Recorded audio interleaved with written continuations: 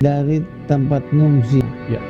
Pak Umar Wiryakusuma orang tuanya juga dengan kakek saya ada di situ. Ya. Sejarah Limangantek ini tahun itu menyerahkan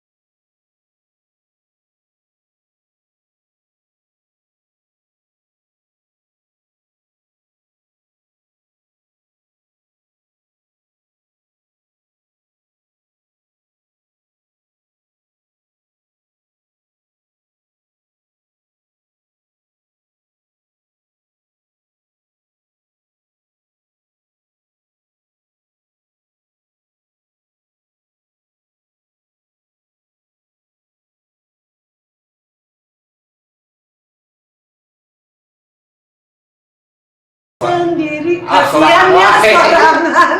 Sorangan mah.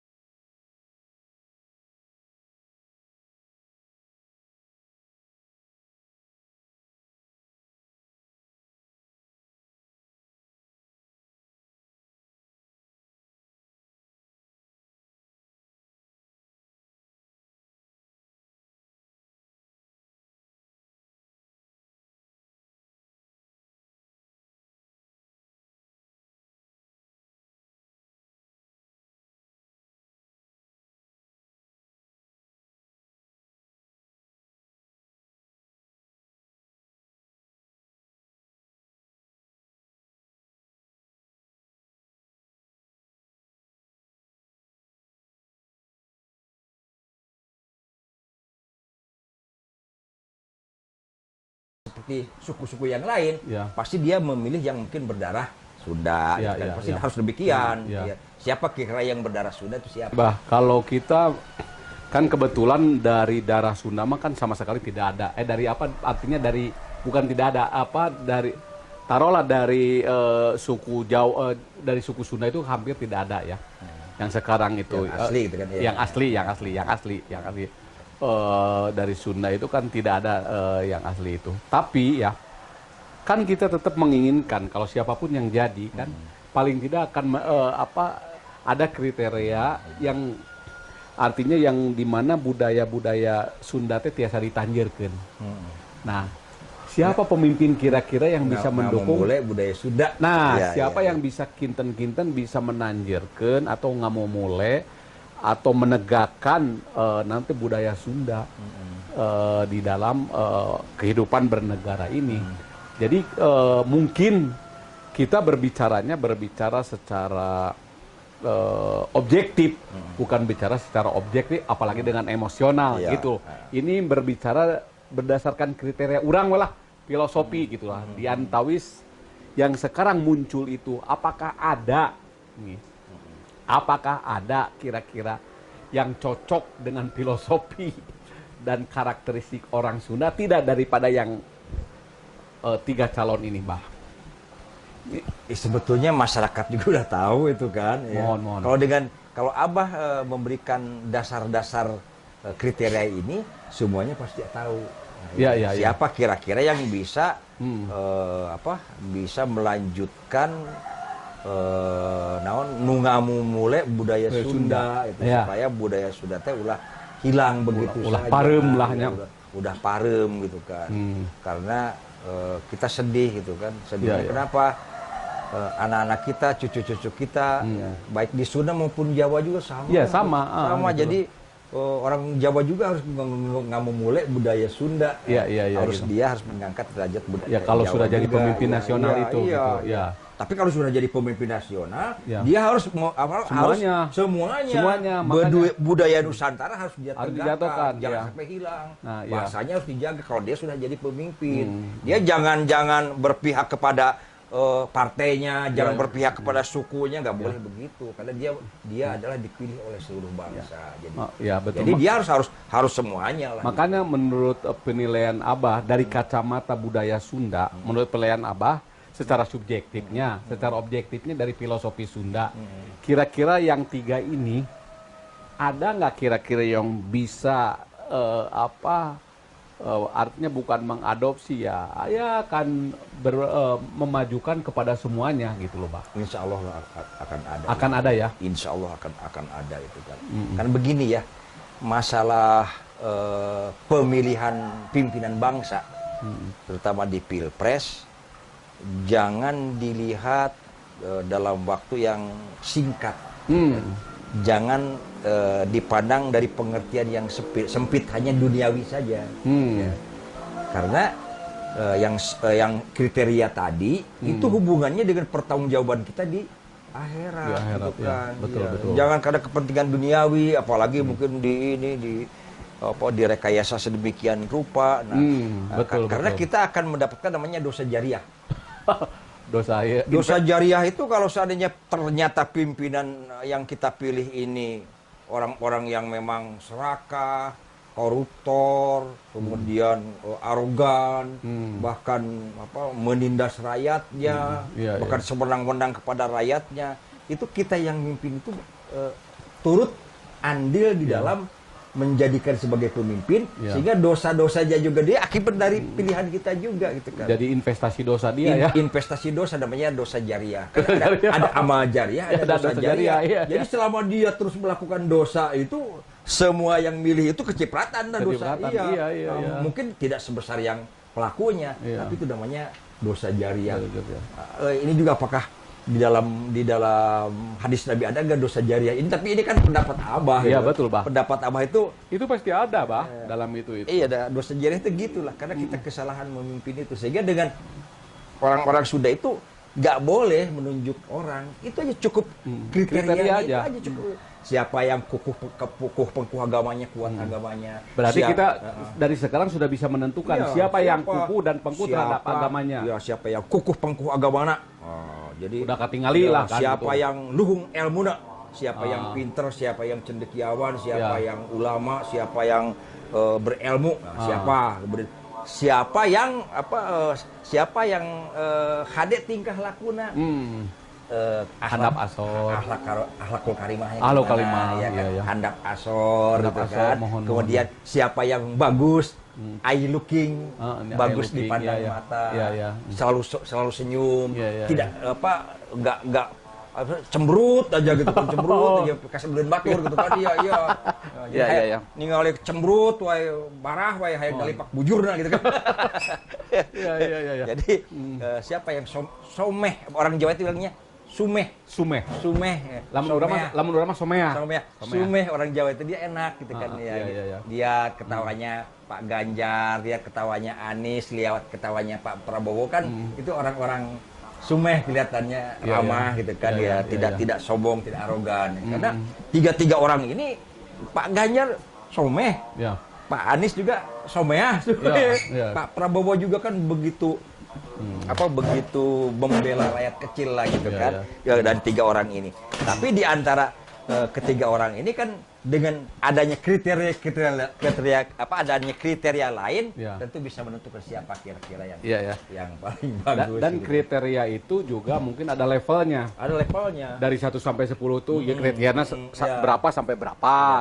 Ini kalau kriteria ini 1 sampai berapa kan gitu loh. Ada levelnya gitu ya, Pak ya. Levelnya. Tapi yang paling penting diingat ini adalah bahwa apa yang kita lakukan, pilihan yang kita lakukan, pilihan yang diambil oleh kita itu membawa konsekuensi pertanggungjawab di kelak kemudian hari di hari akhirat. Jangan sampai menjadi dosa jariah lah gitu.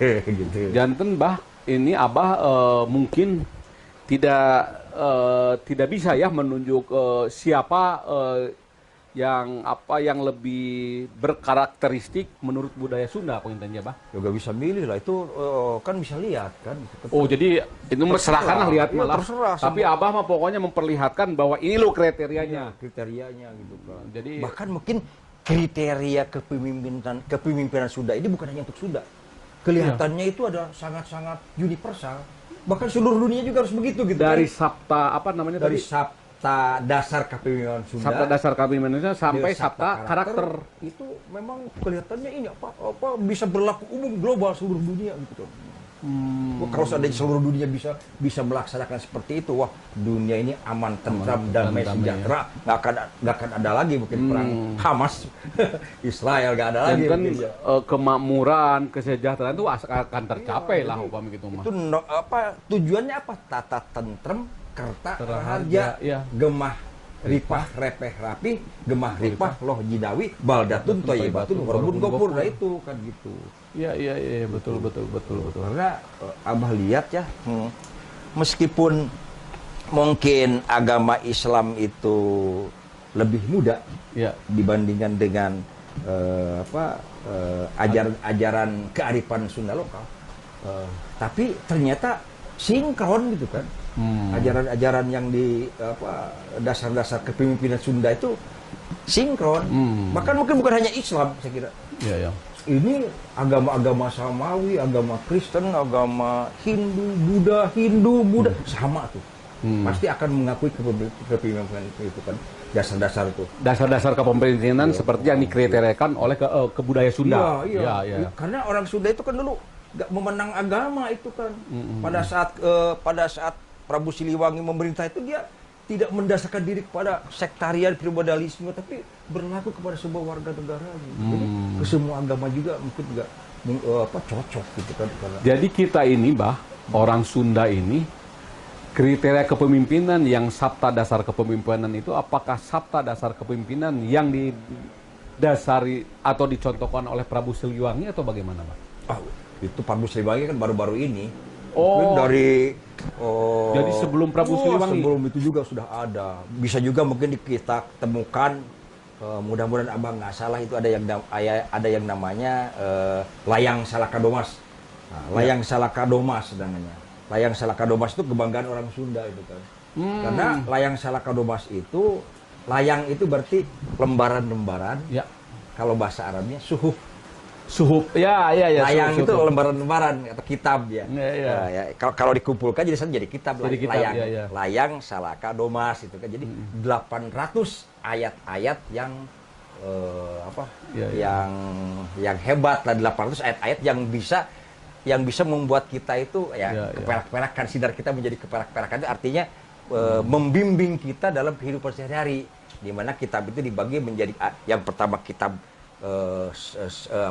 Sambawa, Ya. Yang kedua kitab Sambada, yang ketiga kitab Winasa. Ya, ya. Kitab Sambawa itu mengatur kehidupan manusia Sunda dari lahir sampai akhir balik. Ya. Tapi kalau kitab Sambada itu mengatur kehidupan rakyat Sunda dari dewasa menjadi tua, sampai tua itu kan. Kemudian kitab Winasa mengatur kehidupan orang Sunda dari tua sampai meninggal dunia. Di sana disebutkan banyak akhlakul karimah Iya. gitu kan. Terus begini, yang tadi saya catat itu apa mengenai Wanter sama Singer yang sekarang hampir sudah hilang. Iger sama Iger sareng Singer. Wanter. Iger sama Wanter. Oh, Iger sama Wanter itu yang sudah hilang Hilang. di karakteristik kesundaan. Iya. Itu apa penyebabnya itu? Kok bisa hilang begitu orang Sunda itu dari Igernya terus? Bisa juga kata Abah tadi ada politik kebudayaan. Ya. Ada mungkin yang khawatir dengan perkembangan kemajuan orang-orang Sunda yang begitu hebat gitu kan, pinter-pinter orang Sunda itu kan, cantik-cantik, ganteng-ganteng gitu kan, dengan budayanya yang kaya raya gitu kan, seninya luar biasa gitu kan. Mungkin ada yang khawatir ya, terutama siapa mungkin Belanda pada saat itu zaman penjajahan Belanda itu kan. Oh, jadi ada pendegradasian terhadap itu. Ya. Ada pendegradasian. Karena peran dari kolonialisme zaman dulu itu sangat-sangat besar Dan merusak sekali. Andilnya merusak kebudayaan Sunda, bahkan mungkin merusak juga kebudayaan Jawa dan lain sebagainya. Untuk politik divide et impera itu kan. Tapi kan orang-orang lain mah enggak ada, dia masih tetap meskipun seumpamanya punten dia sukunya minoritas, tapi keberaniannya besar. Terus apalagi yang mayoritas, padahal kita itu mungkin mayoritas kedua terbesar setelah suku Jawa kan gitu loh. Ya, termasuk itu akibat dari peran orang tua. Peran para limuhung, peran daripada inohong-inohongnya, peran daripada budayawannya yang kurang membuka, kurang mengiklankan, kurang memperkenalkan bagaimana luhungnya budaya Sunda yang begitu luar biasa. Kearifan orang Jawa bilang gitu kan. Orang Jawa bilang. Ya tapi kan begitu dilepas seperti orang Sunda itu, seumpamanya Pak Muhtar Kusumaatmadja, waktu dia di internasional, waktu jadi Menteri Luar Negeri, bahkan dia di mana tadinya air itu masih jadi air luar negeri, kan baru tanah tanah sama bahasa, airnya kan belum dikuasai oleh kita. Justru yang memperjuangkan di PBB itu kan waktu itu zaman Pak Muhtar Kusumaatmadja pada tahun 82 baru ditetapkan kan gitu. Itulah salah satu contoh pemimpin kita yang eager dan banter. Jadi begitu lepas itu dia kan berani banget gitu loh Bah. Gitu, Abah juga pernah bicara di PBB, pernah di sidang PBB, dihadiri 250 negara pernah bicara. Ya artinya seperti Abah kan sudah dilepas kemana-mana gitu, berani. Padahal pada waktu itu mungkin belum jadi jenderal. Waktu dilepas kemana-mana, tapi keberaniannya kan cukup tinggi gitu. Mewakili artinya, kan, pimpinan yang berhalangan hadir, ya Abah harus mempersiapkan artinya diri. Artinya can jadi jenderal, wah nggak sih kan gitu, kemudian jadi jenderal gitu loh. Mempelajari ini. Oke Bah, ini the last questionnya Bah. Kan kira-kira ya, ini mungkin ada himbauan Abah atau saran Abah kepada masyarakat atau yang ada di terutama yang ada di Jawa Barat gitu loh. Kira-kira apa pedoman dasar atau yang harus menjadi dasar memilih calon pemimpin nasional ini supaya ada kontribusinya terhadap masyarakat Sunda. Menurut Abah apa gitu kira-kira yang disarankan, bagaimana harus memilih itu harus bagaimana gitu?